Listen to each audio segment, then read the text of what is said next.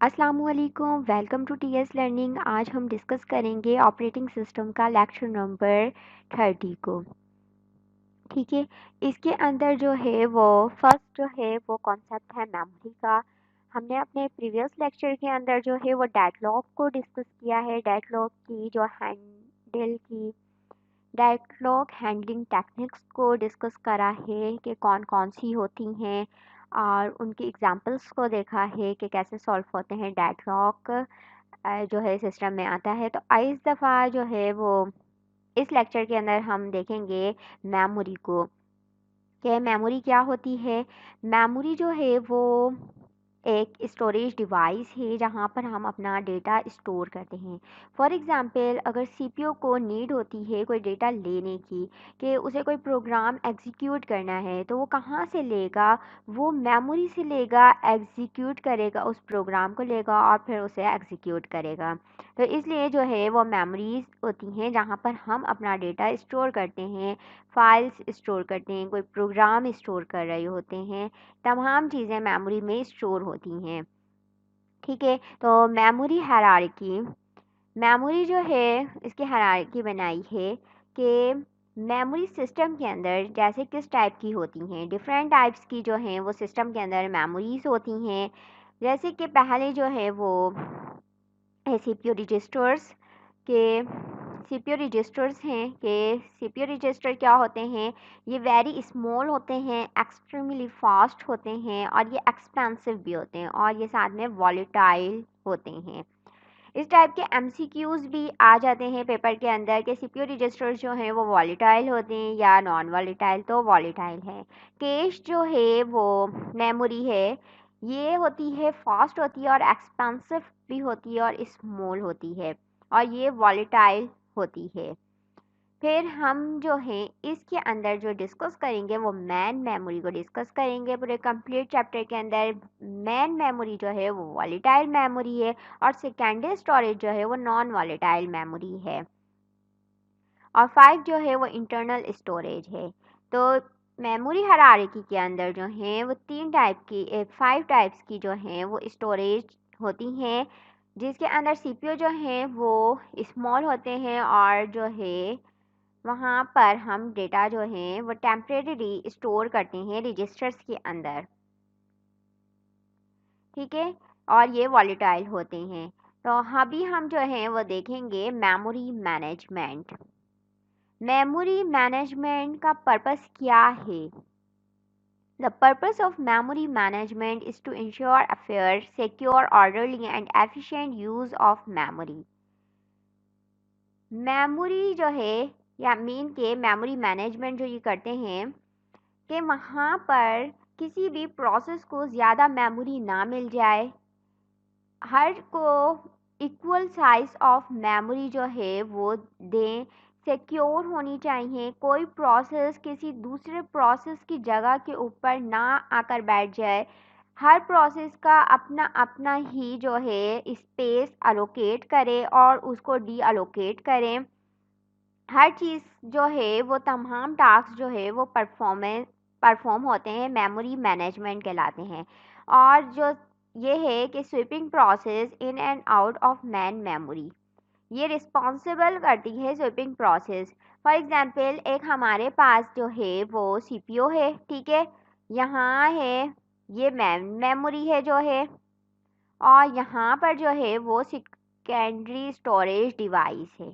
ठीक है, secondary storage है जहाँ पर large amount of data store होता है। सेकेंडरी स्टोरेज के अंदर हम बहुत सारा डेटा जो है स्टोर करते हैं और फिर जो है अगर जो इम्पोर्टेंट डेटा होता है उसे हम मेन मेमोरी में लेकर आ जाते हैं ताकि हमारा जो है एक्सेस टाइम कम हो और जो है हम जल्दी से डेटा को फैच कर सकें और फिर सीपीयू जो है वो एग्जीक्यूट कर सके। तो इसलिए उसे मेमोरी के अंदर लेकर आया जाता है।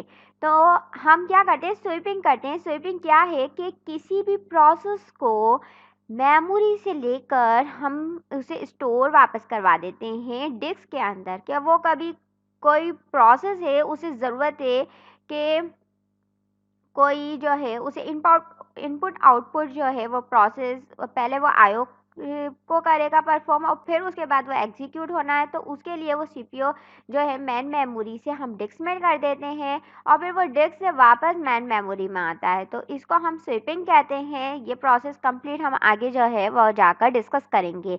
तो मेमोरी मैनेजमेंट का यही काम है, जो इसका पर्पस है उसको देखना मेमोरी को, कि कितनी मेमोरी जो है कौन सा प्रोसेस ले रहा है, कितनी अलोकेट कर रहा है, डी अलोकेट कर रहा है, तमाम कितना स्पेस अलोकेट है मेमोरी के अंदर, कौन सा प्रोसेस आया है, ये तमाम चीज़ें जो है वो मेमोरी मैनेजमेंट करती है। अब हम देखते हैं एड्रेस बाइंडिंग को। एड्रेस बाइंडिंग का जो मतलब ये है कि कोई प्रोग्राम जो है वो हमारे, ये एक प्रोसेस होता है कि हम जहाँ पे मैपिंग करते हैं एक एड्रेस स्पेस की दूसरे एड्रेस स्पेस में। हमारे पास जो सबसे पहले प्रोग्राम है, कोई फाइल है, वो उसका जो सोर्स कोड होता है वो होता है सैम्बलिक एड्रेस के अंदर। ठीक है, सैम्बलिक एड्रेस कन्वर्ट हो रहा है, हमारा जो मेन मेमोरी का एड्रेस है उसे हम एब्सोल्यूट एड्रेस कहते हैं, उसके अंदर कन्वर्ट हो रहा है, चेंज हो रहा है, उसे हम एड्रेस बाइंडिंग कहते हैं। ये बाइंड कर रहा है एड्रेस को। अब program reside on a disk, program जो है वो रिसाइड्स होते हैं डिस्क के ऊपर। ठीक है, एक फाइल या फिर उसके अंदर the program must be brought into main memory, उसे हम मेमोरी के अंदर लेकर आते हैं। प्रोग्राम को डिस्क से मेमोरी के अंदर लेकर आया जाता है क्योंकि वो एग्जीक्यूट करे सीपीयू। ठीक है, the collection of processes that is waiting on the disk to be brought into memory for execution from the input queue, इसे हम इनपुट क्यू कहते हैं, जहाँ पे तमाम प्रोसेसेस लगे होते हैं। तो ये एक एमसीक्यूज है जो पेपर के अंदर जो है वो आते हैं, और ये मैंने हाईलाइट करे हुए। Address in the source program are generally symbolic such as integer variable count. Symbolic addresses वो होते हैं जिसके अंदर इंटीजर होते हैं, वेरिएबल्स होते हैं, कांस्टेंट होते हैं, ये तमाम चीज़ सैम्बलिक एड्रेस होता है, सोर्स जो हमारा प्रोग्राम होता है। ठीक है, तो एड्रेस बाइंडिंग के जो हैं वो 3 वेज होते हैं एड्रेस को बाइंड करने के लिए। तो एक है compile time binding. Compile time binding वो होती है if you know at compile where the process will reside in memory। Compile time binding वो होती है कि आपको पहले से ही कंपाइल टाइम पे ही पता चल जाए कि मेमोरी में किस जगह पर आपका प्रोग्राम रिसाइड कर रहा है, तो उसको हम कंपाइल टाइम बाइंडिंग कहते हैं।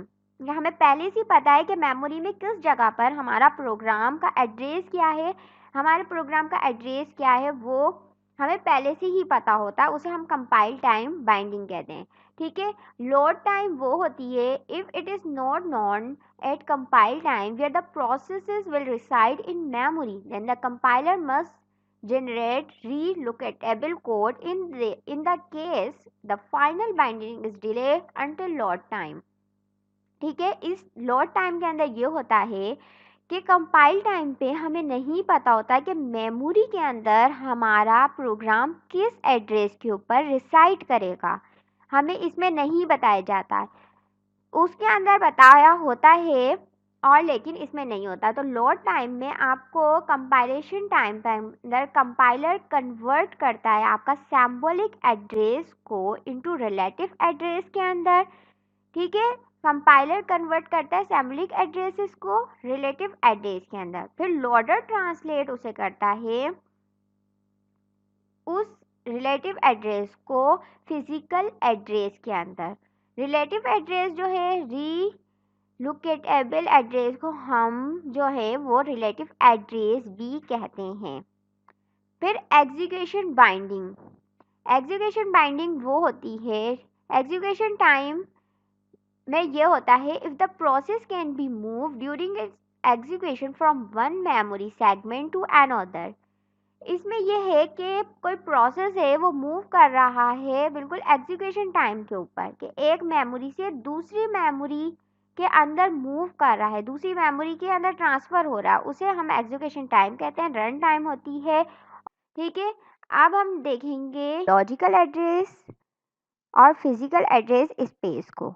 An address generated by the CPU is commonly referred as logical address. जो भी एड्रेस सीपीयू जनरेट करता है उसे हम लॉजिकल एड्रेस कहते हैं या फिर वर्चुअल एड्रेस भी कहते हैं।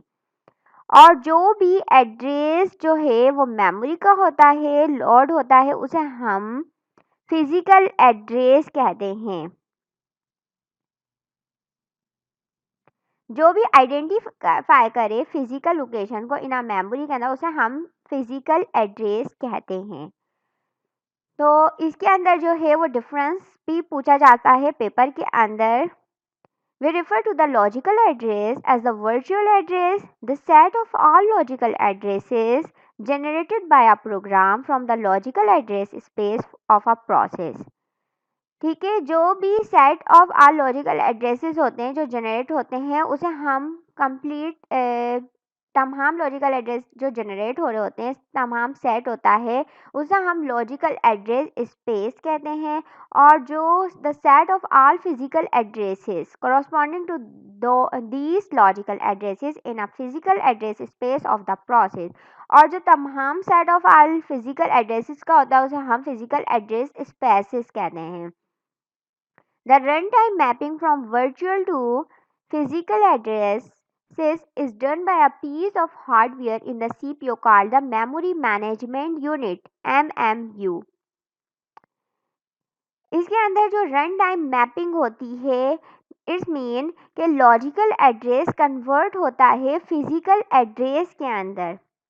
जब हम वर्चुअल एड्रेस लॉजिकल एड्रेस के या फिर वर्चुअल एड्रेस के जब कन्वर्ट होता है फिजिकल एड्रेस के अंदर तो ये जो है मैपिंग होती है इसे कौन परफॉर्म करता है? Memory management unit MMU. MMU क्या है?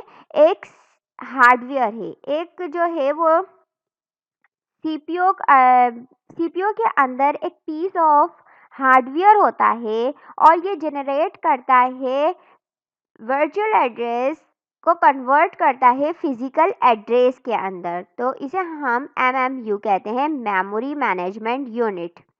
ठीक है, इसकी एक एग्जाम्पल भी है यहाँ पर, ट्रांसलेट एग्जाम्पल कंप्लीट बनी हुई है। ये एक सीपीयू जनरेट करता है लॉजिकल एड्रेस। ठीक है, ये एमएमयू है, ये एक डिवाइस है, पीस ऑफ कोड है जो कन्वर्ट करता है किसको? लॉजिकल एड्रेस को किसके अंदर? फिजिकल एड्रेस में करता है। Dynamic loading, the size of a process limited to the size of physical memory.